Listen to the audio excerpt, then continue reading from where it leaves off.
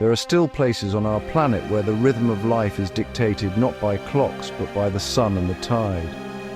East Timor is one such place. It is a land forged in fire and cradled by the sea, the youngest nation in Southeast Asia, yet ancient in its bones. Here, mountains rise like silent giants, their peaks wreathed in mist. Their slopes are covered in a dense green cloak of forest, a world teeming with life that has remained undisturbed for millennia. The air itself feels different, heavy with the scent of damp earth and salt, a primal perfume that speaks of creation. To stand here is to feel the immense weight of geological time, to witness a world still in the making. The island breathes. You can feel it in the gentle tremor of the ground, a reminder of the volcanic forces that sleep just beneath the surface. You can hear it in the whisper of the wind as it travels down from the high peaks, carrying with it the calls of unseen birds and the hum of a million insects. This is a land of contrasts, of rugged highlands that tumble dramatically into turquoise waters. It is a place where every shadow holds a secret and every ray of light reveals a new wonder. We have come here to understand a connection, a bond between humanity and nature that is as old as the mountains themselves, a story whispered only on the most remote shores. The journey into East Timor's heart is not measured in miles, but in moments of discovery. Each turn in the winding road reveals another breathtaking vista, another valley shrouded in an ethereal morning fog. The world here moves at a different pace. Life is unhurried, lived in close harmony with the changing seasons. The people of this land, the Timorese, carry the spirit of this wild landscape within them. Their resilience is etched into the lines of their faces, and their eyes hold a deep, quiet wisdom. They are the guardians of this ancient world, the keepers of stories passed down through countless generations, stories that we are only just beginning to learn. As we descend from the highlands, the air grows warmer, thicker. The sound of the distant ocean becomes a steady, rhythmic pulse. The dense jungle gives way to scattered coconut groves and finally to a coastline of blindingly white sand. We are approaching the edge of the world, it seems, a place where the untamed land meets the infinite sea. It is here, in the liminal space between two great wildernesses, that one of the most remarkable and intimate traditions endures. A testament to a relationship with the natural world so profound it is almost beyond our comprehension. The sun is beginning to dip towards the horizon, and a sense of anticipation hangs in the air. The coast of East Timor is a masterpiece of natural architecture. It is a world of hidden coves and dramatic headlands sculpted over eons by the relentless power of the Savu Sea. The beaches are not gentle, manicured strips of sand. They are wild, untamed frontiers. Here, immense limestone cliffs, weathered into strange and beautiful shapes, stand as sentinels against the crashing waves. Their faces are streaked with black and orange, evidence of the minerals that seep from the rock. At their base, the water is a kaleidoscope of blues, from the palest turquoise in the shallows to a deep, mysterious indigo further out. The sheer scale of it all is humbling. As the sun arcs across the sky, the landscape is in constant transformation. The light changes everything.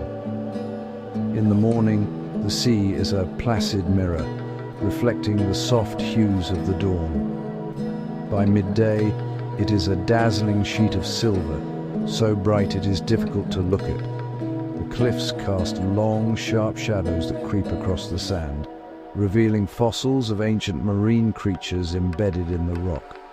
We find a secluded bay, accessible only by a narrow track that winds down through a tangle of pandanus trees. The only sounds are the gentle lapping of the waves and the rustle of palm fronds, a symphony of solitude.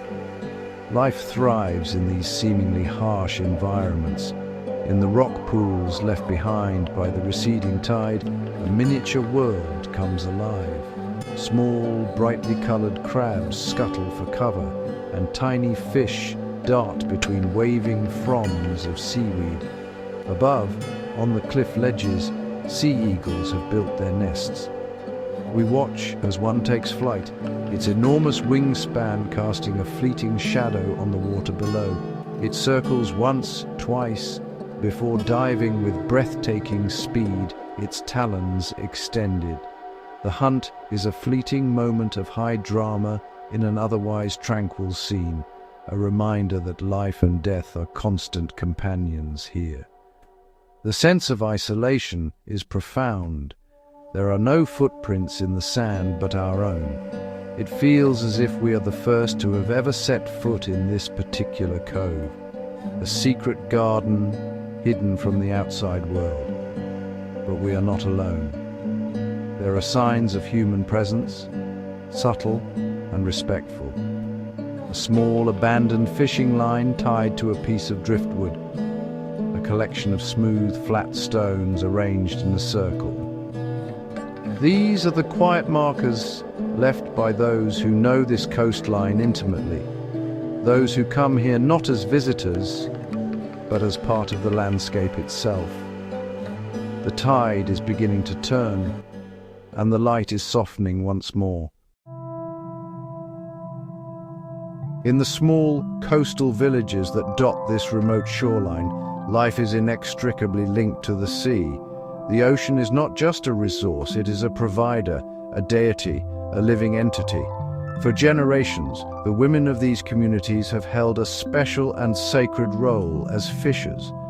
Theirs is a tradition that predates modern equipment and even clothing, a practice born of necessity and deep cultural significance.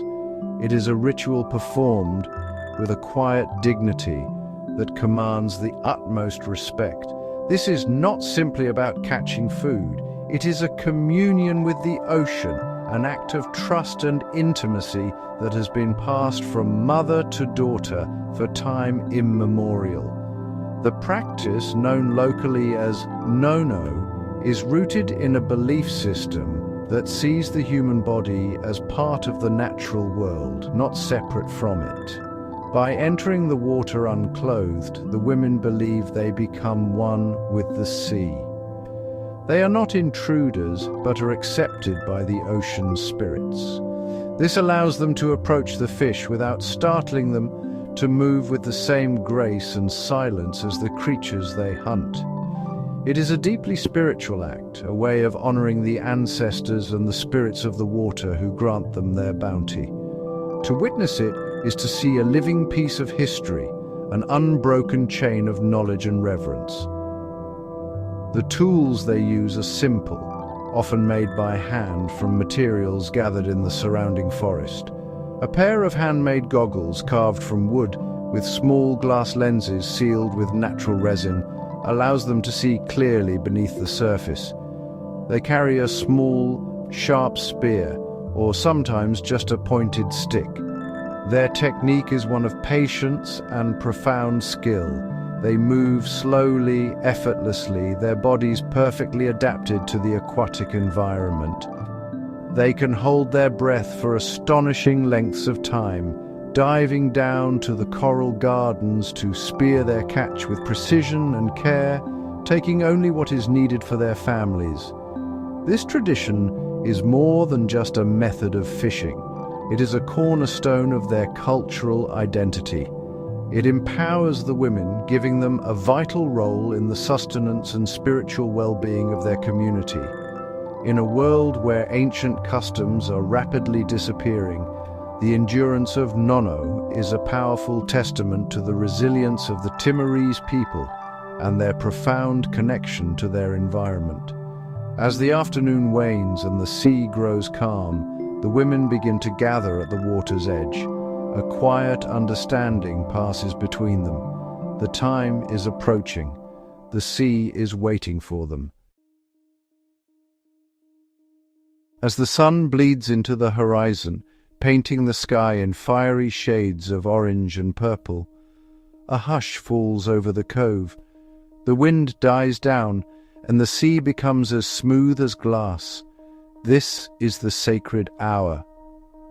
One by one, the women emerge from the shelter of the trees. There is no ceremony, no grand pronouncement.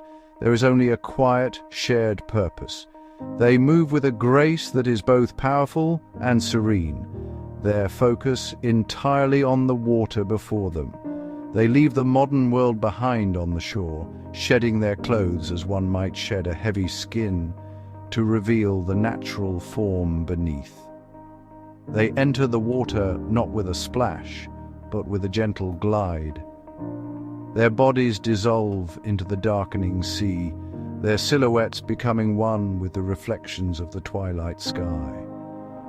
For a moment they are gone, lost to the depths.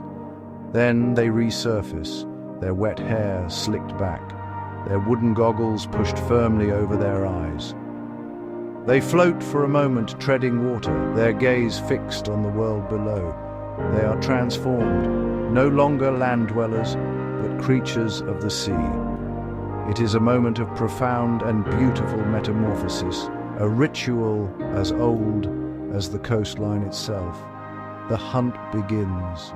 With a quiet intake of breath, a woman will disappear beneath the surface, leaving only a faint ripple in her wake. The silence that follows is absolute, broken only by the distant call of a nightjar from the cliffs.